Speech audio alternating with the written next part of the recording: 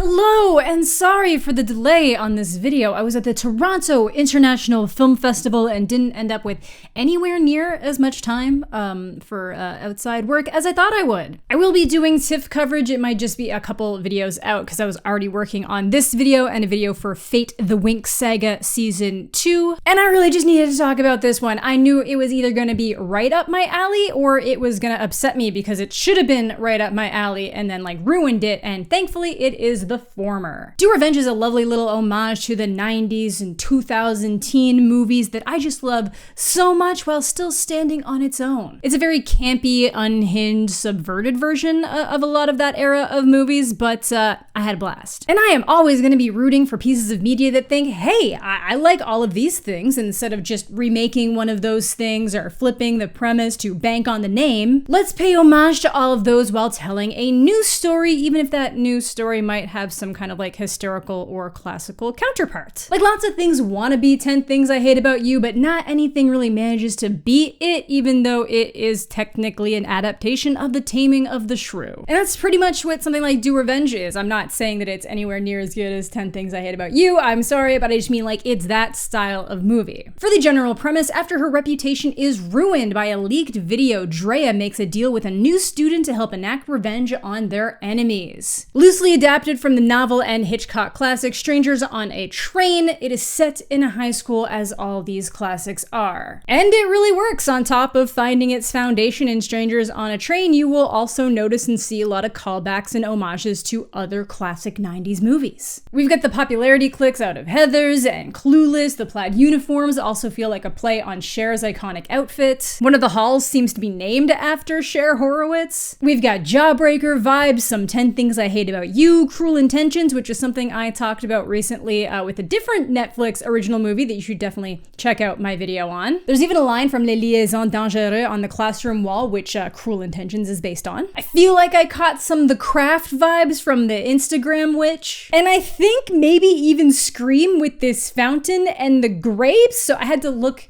that up, and it was apparently intentional. They did that, they actually made that fountain specifically to pay homage to that scene in Scream. Then you just get a bunch of the iconic music from those movies, from like Praise You to the Mighty Mighty Boss Tones to Kids in America, just to lightly touch on a few. And of course, one of the more modern inclusions in terms of homage work, you got Mean Girls. You gotta have Mean Girls in a premise like this, and the vibes are just so fast, coming in obvious ways, and then in some subtle ways, which is great. Is this better than any of those aforementioned movies?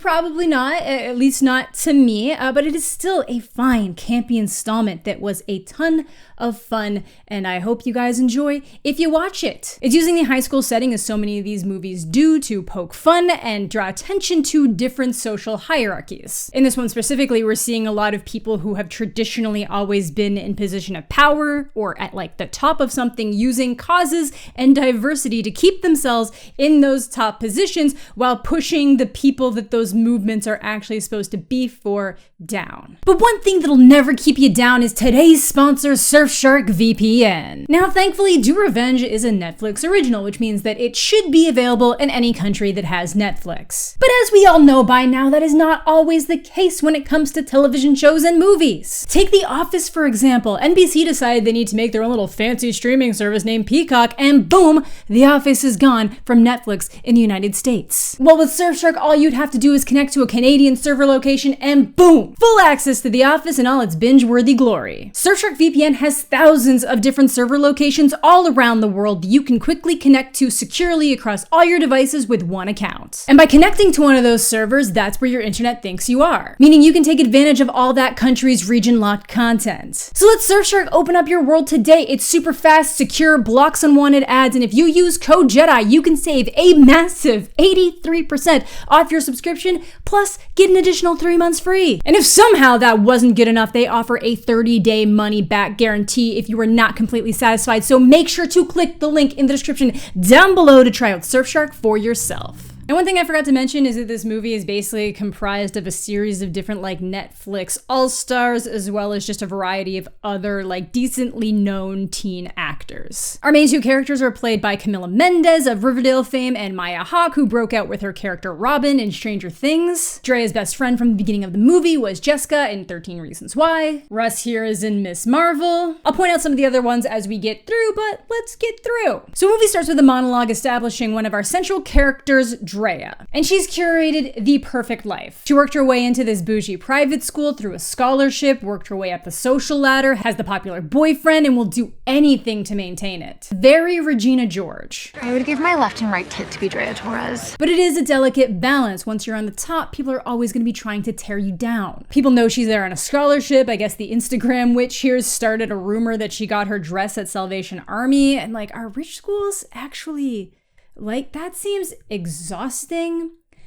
School is exhausting. Do you want me to light her hair on fire? Why is it always your first instinct to light someone's hair on fire? Though my first hold up moment came when they revealed the resident hottie Max. This is the kid who played Ethan in Euphoria, and he's supposed to be like the head dude that the entire girl population is obsessed with. He's an absolute adorable little cutie, but he doesn't really give off universally desired hottie vibes, but like, good for him. Though for some reason with some of these outfits, I'm just getting very strong Paolo vibes from the Lizzie McGuire movie. Not an inspiration to this film as far as I'm aware. Either way, they are the power couple of the school. But Max here wants Drea to send him a video, a spicy little video to keep him company over the summer while they're apart. I cannot stress enough, especially if you are underage, do not do this, or nudes, or anything. It's not worth it. Don't be pressured into it. Oh my God. But for some reason, she actually ends up doing it, and I just don't think a girl that is this obsessed with like status, hierarchy, ensuring her perfectly curated and crafted future would ever do this, but she does because, you know, he dropped the L word, but you'll later find out that it's really more like, if you don't play the game, you will lose that social position anyway. But, you know, sure, the L word. Lesbian? The other L word. Lesbians? But the video is immediately leaked while Max is claiming to have been hacked. Convenient. Which ends up getting her in trouble with Headmistress Buffy the Vampire Slayer, also in Cruel Intentions. Much too hot for this job, but that's fine. She certainly doesn't blame Drea for the video, but she has to punish her for the sucker punch, which honestly, I disagree with. And to make it all worse, no one believes that Max would actually have leaked the video. And she can't do anything about it without losing her scholarship. It was a classic Icarus story. I flew too close to the sun, so my boyfriend leaked my sex tape. So it's time for her to channel that energy into getting what she wants. Revenge. Peaking in high school is cringe anyway. Which is when we cut over to Eleanor on her way to tennis camp to make some friends. What about Oscar winner Olivia Colman? Your pet lizard is not a friend. You may notice that she's reading Strangers on a Train, which I have mentioned is kind of like the basis for this. Also, a lot of you are saying that pre-makeover Maya Hawke is giving you me vibes, and I'm choosing to take that as a compliment. And conveniently, Drea is a coach at this tennis camp, where her little video also started making the rounds. And after overhearing Sansa Stark here talking about being the one who actually spread the video around the tennis camp, Eleanor fills Drea in, who then instantly decimates the North by framing Sansa for using cocaine. All while the mighty, mighty boss tones are just ripping in the background. Babe, are you on drugs right now? So it all seems to be going a little bit better until her car won't start, so Maya offers her a ride home. And Eleanor here seems quite versed in the drama. Apparently she's about to transfer to Drea's school, heard all about the origin of the video, that she punched Max for leaking it, and shares her own story about getting screwed over by someone she trusted. When she was 13, she told her friend that she liked girls. Then that girl went out and told the entire school that Eleanor tried to hold her down and kiss her. She turned me into this predator. Literally the worst thing you could do. And apparently this girl that betrayed her also goes to Rose Hill, is also gay, Carissa Jones. Wait, that crunchy granola lesbian?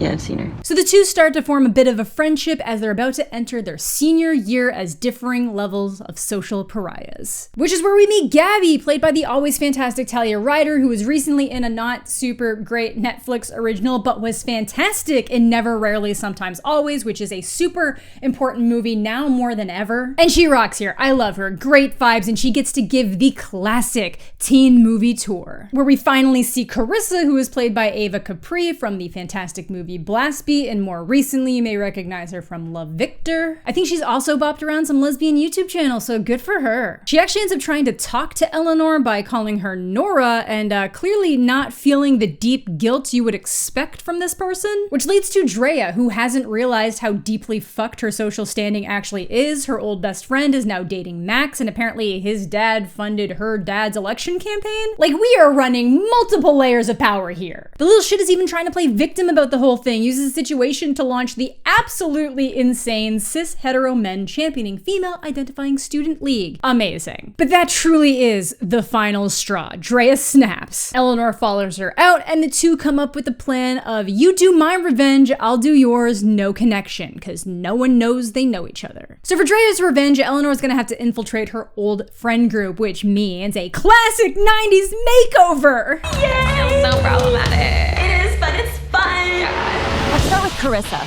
Look, I'll be okay with just about anything in a movie if it's accompanied by celebrity skin by Hole. Drea ends up feeling like the ultimate combo of Janice Ian and Regina George, which makes sense because they are very similar characters. And Drea's plan to enact Eleanor's revenge is to ask if she can do her community service for punching Max at the school farm, which is run by Carissa. Your new vibe is high status cunt.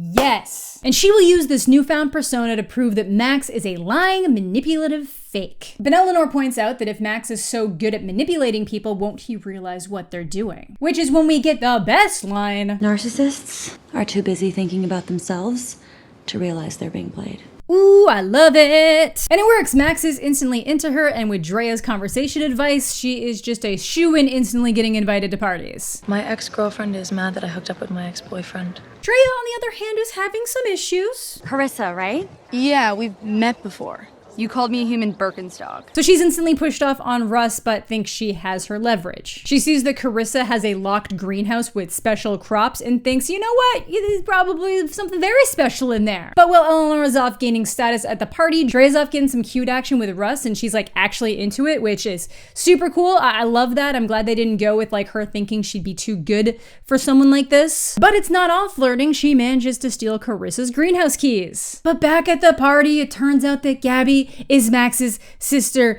Yes, she now has to navigate being herself with this girl that she likes and the fabrication of her for the revenge plan. A few weeks at Roseville and you got a whole new look now, huh? You're not a fan.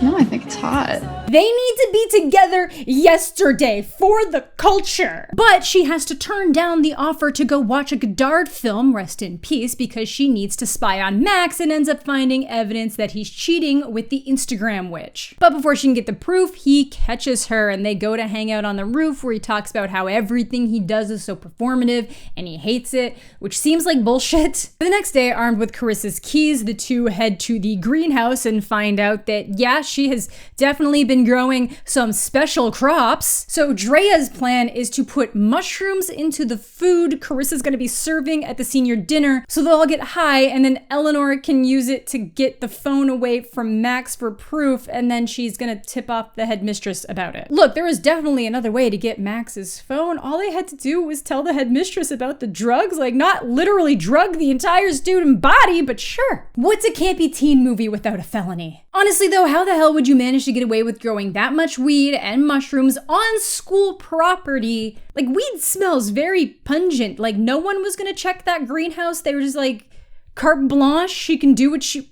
That's weird. But after the fun of drugging everyone settles, they realize that Max was cheating on Drea with almost every girl in the school, which is obviously very upsetting to her and only gets more so once it's revealed that Max is the latest subject of this month's school magazine. Because yes, they have a school magazine and they did an entire profile on his experience. And the slapping. So Russ takes her out for an off-campus 10 Things I Hate About You paint balloon fight, but for art. And romance. Okay, sorry, it's very cute. Back to the revenge. So as Max is giving some dumbass speech, Eleanor reveals to the classic flagpole sitta all the texts to the school of Max cheating. So everyone freaks out. They're super pissed off. They're pointing out that he's a fake feminist. They're starting up the rumor mill. We get some solid craft vibes. We're casting spells tonight, bitches. But then things start to switch. Instead of this being the iconic Regina George victory chaos stance, this is Drea being pissed that this has just made whatever remaining women in the school hadn't hooked up with Max think they can get with him. All because Tara agrees to spin the narrative that she and Max were in an ethically non-monogamous relationship and how being young and fluid is cool. We should be out there just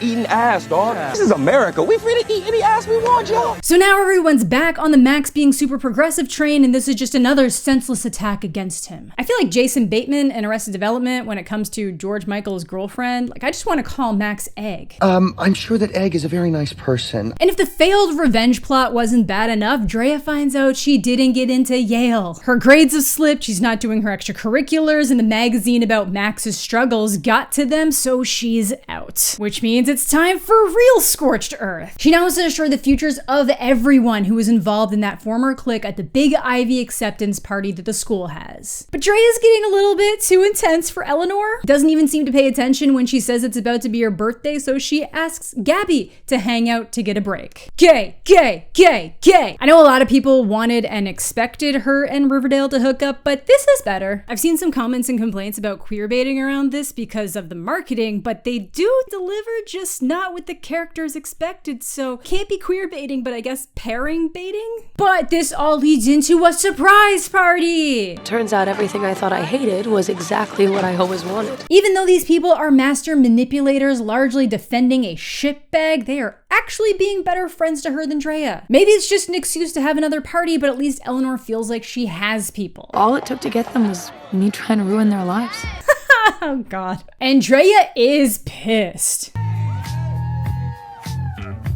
I came. Let's go to a party. Which, you know, kind of runs the risk of sabotaging their scheme, which it clearly will when everyone is confused as to how Drea even knew the address. Unrelated, someone please find me this tiger shirt. I need it for science. The science of owning every tiger shirt. So the two get into an argument. Drea points out that these people aren't her real friends, that they'd all drop her in a second if she wasn't useful to them anymore. And Eleanor points out that Drea's essentially been the same way. At least she got a party out of Max. And this is where things derail a little bit for me for a second. Eleanor starts to say that she's not even sure if Max actually leaked the video. There doesn't seem to be any evidence, but it mainly seems to be to hurt her. Which Gabby overhears and really isn't a fan of and says she knows that her brother leaked the video. You said some pretty messed up stuff out there. Did she though? Like, yeah, she's playing into the clique stuff, but Drea was also being a bitch. I really feel like there could have been a better catalyst here for Gabby to just be like done with her when she hasn't been up till this point. But now the real fun starts. You thought we were just gonna be winding into a nice little emotional wrap-up conclusion. See, Drea's car once again won't start, and when she calls the same mechanic, he just says that someone had pulled the spark plug last time, and Eleanor had once mentioned that she knows about cars. So to try to get to the bottom of things, Drea heads to rehab to get the deets from Carissa, where she runs into Sansa again, who's doing great. Then I developed an actual coke problem.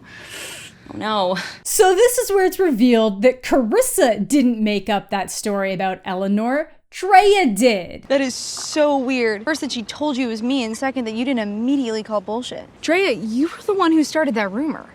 She started a rumor so horrific that it permanently altered the fabric of someone's life, and she doesn't even remember. Apparently they went to a day camp together as kids. Eleanor was nosy Nora Cutler, who came out to her. Oh, fuck. So Eleanor apparently finds out about the leaked video, asks to attend tennis camp, sends the video to Sansa anonymously, knowing she'll spread it around so that she can build up the fake friendship to ruin Drea from the inside. I'm a teenage girl. We're psychopaths. But she was actually gonna call the whole thing off because she did start to forgive her, but then the birthday happened. Now you might now be wondering why she let Carissa go down so severely, but it's because she and Carissa had a little relationship at the time, and after the Drea stuff, Carissa just completely abandoned her. And even with the cat out of the bag, she's gonna make Drea continue going because she needs her to be burned to the ground. And if Drea doesn't go along with it, she will plant drugs on her mom, who is a nurse, so she will lose her job. I've recently learned that it's incredibly easy to frame people for having drugs on them. She framed me! It's so evil. She even tricks Drea into coming clean to Russ before hitting her with her car. Don't worry, she's fine. We've gone full camp. She hit her so that the Click girls would have a reason to reach out and reconnect with her. And she needs them to be talking again because she wants Drea to get them to do just wild things at this party, to record it and leak it so that they go down, but then have the leak go back to her so that she goes down. It'll be a whole thing. But then Russ rightfully points out that in her mission to take down Max, Drea kind of did the same thing to the girls Max cheated with. She leaked their pictures, their conversations, and obviously drugged the school. But even though it was all orchestrated from this accident, Tara does genuinely apologize to Drea for everything that happened and helps her get her mojo back just in time for the admissions party so Drea can get ready to go head to head with Eleanor. So they all start hanging out and they want to do ketamine. Is that like the new thing with teens right now? I swear I covered another movie where teenagers were just casually using ketamine. Like, what happened to the classics? But as mentioned, Drea has her mojo back, isn't going down without a fight, so in comes her casual bitch manipulation. Eleanor, you're so bad. You're gonna hook up with both Broussards?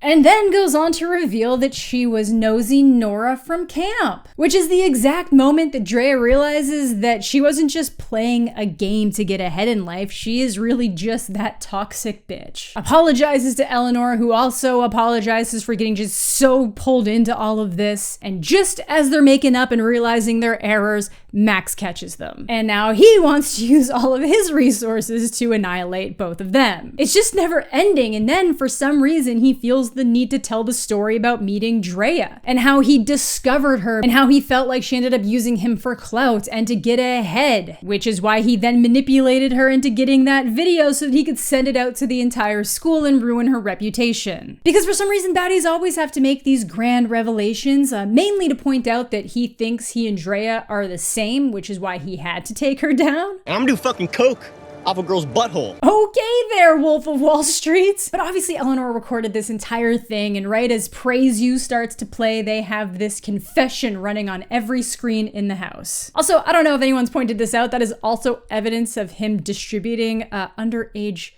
video stuff, so lots of felonies here. So finally, everyone turns on him. He gets expelled from school, Yale drops his admission, and Buffy offers to make the call to get Drea back into consideration. But she doesn't want it anymore. She wants to take some time to figure out what she really wants out of life. Fuck figuring out who you're meant to be. Stay lost as long as you can. So she and Eleanor back together as a unit, skip graduation to hit the open road. With a nice little sing-along to the classic bitch, just pointing out all of the different complex ways they are. I'm a bitch, I'm a lover. And of course, they have to round us out with the romances. They know us too well. Drea ends up telling the vice principal about the mushroom incident, and she was somehow not arrested or expelled, but it was enough for Russ to forgive her. Eleanor tried to do a grand gesture for Gabby, but then fell asleep. I wanted to do something cute. But apparently Gabby talked to Drea, and instead of being further turned off by her absolutely like unhinged plan and behavior that is way bitchier than the like first behavior that Gabby wrote her off for, she's into it. I dig it.